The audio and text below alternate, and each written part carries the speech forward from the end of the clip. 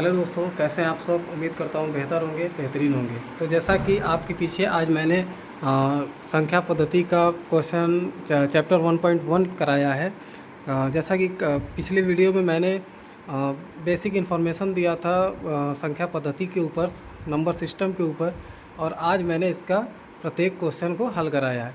तो फर्स्ट वाला क्वेश्चन तो मिट गया है, फिर भी मैं उसका बहुत शॉर्ट ट्रिक है, बहुत छोटा सा क्वेश्चन है उसका जवाब। लेकिन मैं जो मेन क्वेश्चन है इसको मैंने उतारा है इस तरीके से। देखिए, इसमें सेकंड क्वेश्चन आप पहले देखिएगा कि सेकंड क्वेश्चन है 3 और 4 के बीच 6 परिमेय संख्या ज्ञात करो। 3 और 4 के बीच में हमें 6 परिमेय संख्या बताना है। तो यहाँ पे एक ट्रिक मैंने लगाया है कि जो 6 परिमेय संख्या जब भी पूछा जाए तो उसमें 1 जोड़ देते हैं। ठीक है, जब 6 परिमेय संख्या जोड़ा जाए तो उसमें 1 जोड़ेंगे, तो 1 जोड़ने के बाद ये 7 हो गया है। अब क्या करेंगे कि जो 3 और 4 है, किसी भी एक संख्या को लेकर हम किसी भी एक संख्या को लेकर 3 और 4 को चाहे 4 को चाहे 3 को लेकर 3 ही को लेते हैं।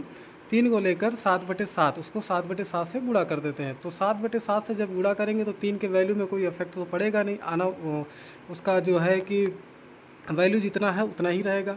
तो इस तरीके से हमने उसका गुणा किया, और गुणा करने के बाद देखिए 21/7 आया, 22/7 हमने कर दिया उसको। उसके बाद एक एक जोड़ते जाना है। ठीक है, एक एक ऊपर में जोड़ते जाना है। 21/7 आया तो फिर उसके बाद 22/7, 23/7, 24/7, 25/7, इस तरीके से 6 परिमेय संख्या हमारा यहाँ से बन गया। इसको छोड़ देंगे क्योंकि ये क्वेश्चन ही है।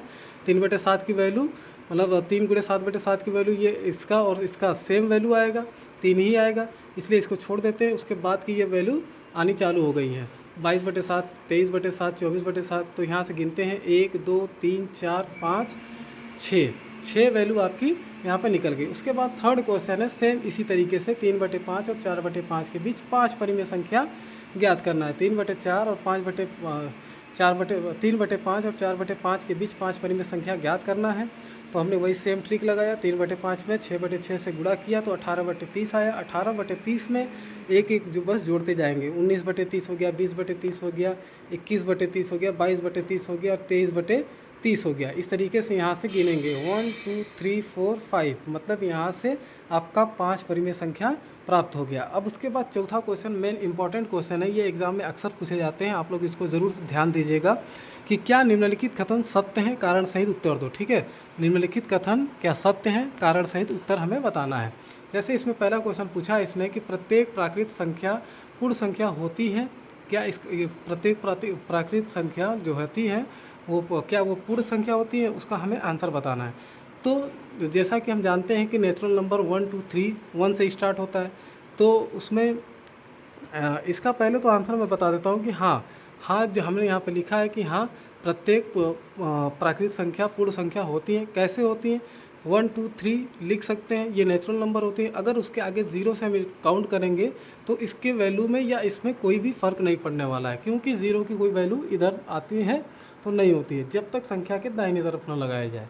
ठीक है, इस तरीके से 0 हमने लिखा तो इसके भी वैल्यूएशन में कोई कमी नहीं आएगी, कोई फ़र्क नहीं पड़ेगा। तो इस तरीके से ये साबित होता है कि प्रत्येक पूर्ण संख्या मतलब जो होती है, प्रत्येक प्राकृत संख्या जो होती है वो पूर्ण संख्या होती है। ठीक है, इस तरीके से। उसके बाद आता है सेकंड वाला, प्रत्येक पूर्णांक संख्या एक पूर्ण संख्या होती है। ये हमसे पूछ रहा है कि प्रत्येक पूर्णांक संख्या एक पूर्ण संख्या होती है। तो इसका जवाब होगा कि नहीं, प्रत्येक पूर्णांक संख्या एक पूर्ण संख्या नहीं हो सकती। क्यों? क्योंकि ऋणात्मक पूर्णांक जो होती हैं वो पूर्ण संख्या नहीं होती है। इसका आंसर हमने यहाँ बता दिया कि नहीं, ऋणात्मक पूर्णांक संख्या जो होती है वो पूर्ण संख्या नहीं होती है, इस तरीके से। अब तीसरा क्वेश्चन आपका है आपके सामने कि प्रत्येक परिमेय संख्या एक पूर्ण संख्या होती है। ये तीसरा क्वेश्चन हमसे पूछा जा रहा है कि प्रत्येक परिमेय संख्या एक पूर्ण संख्या होती है। तो इसका भी जवाब होगा कि नहीं। कारण क्या है कि भिन्नात्मक परिमेय संख्या जो होती है एक पूर्ण संख्या नहीं होती है। इस तरीके से ये चैप्टर हमने समाप्त किया। अगर कोई भी क्वेरीज रह जाती है आपकी तो आप प्लीज़ कमेंट में हमें बताएं, उसका सॉल्यूशन आपको मिल जाएगा। मिलते हैं अगले नेक्स्ट वीडियो में, तब तक के लिए जय हिंद दोस्तों, धन्यवाद।